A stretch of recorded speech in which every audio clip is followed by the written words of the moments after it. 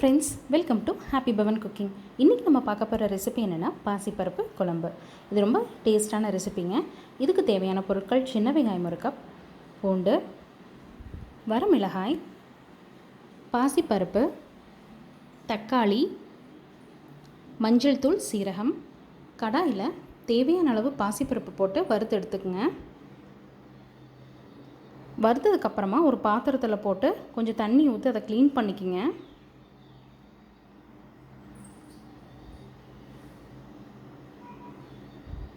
பாருங்கள், நல்லா க்ளீன் பண்ணி எடுத்துக்கோங்க.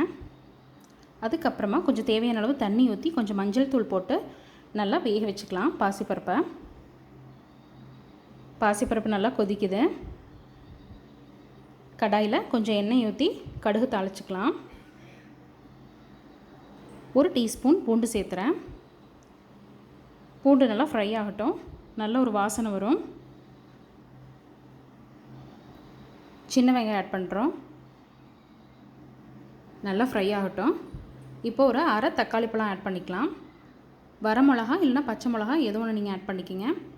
சீரகம் 1 டீஸ்பூன் ஆட் பண்ணுறோம். இப்போ நம்ம வேக வச்சுருக்கிற பாசிப்பருப்பை ஆட் பண்ணுறோம். நல்லா கொஞ்சம் தண்ணி ஊற்றி நல்லா மிக்ஸ் பண்ணி விட்டு நல்லா கொதிக்க விட்டுருங்க. நல்லா கொதிக்கட்டும். தேவையான அளவு உப்பு சேர்த்தியாச்சு. இப்போது நெய் ஆட் பண்ணால் சுவையான பாசிப்பருப்பு ரெடி. கண்டிப்பாக ட்ரை பண்ணி பாருங்கள் ஃப்ரெண்ட்ஸ்.